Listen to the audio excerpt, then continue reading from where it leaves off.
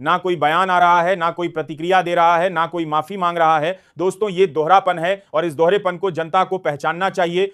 जो लोग दूसरों पर भ्रष्टाचार का आरोप लगाते नहीं थकते, वो अपनी पार्टी के भ्रष्टाचार पर कभी कुछ नहीं बोलते। अभी कुछ ही दिन पहले बेंगलुरु में क्या हुआ, भारतीय जनता पार्टी के एक विधायक को पुलिस ने पकड़ा। किस आरोप में? भ्रष्टाचार के आरोप में। लेकिन उस खबर पर कितना शोर मचा, कितने चैनलों ने उस पर बहस की, कितने लोगों ने उस पर सवाल उठाए?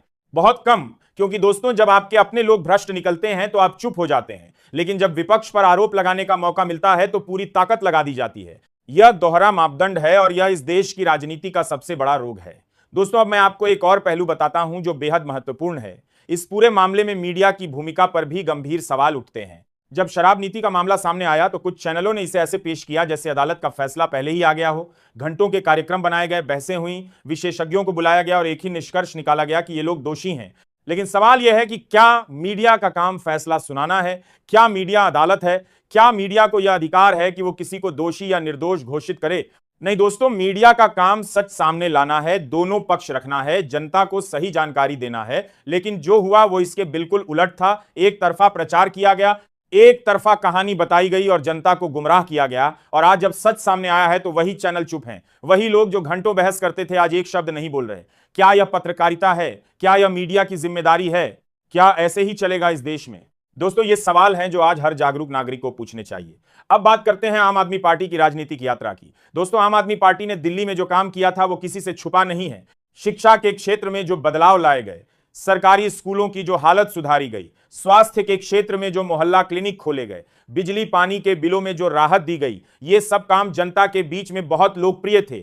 और इसीलिए इस पार्टी ने लगातार 2 बार दिल्ली में भारी बहुमत से सरकार बनाई थी। लेकिन जब यह पार्टी बढ़ने लगी, जब इसने पंजाब में भी सरकार बना ली, जब इसने राष्ट्रीय स्तर पर अपनी पहचान बनानी शुरू की, तो कुछ लोगों को खतरा महसूस हुआ और फिर शुरू हुआ वो खेल जो आज अदालत ने बेनकाब कर दिया है।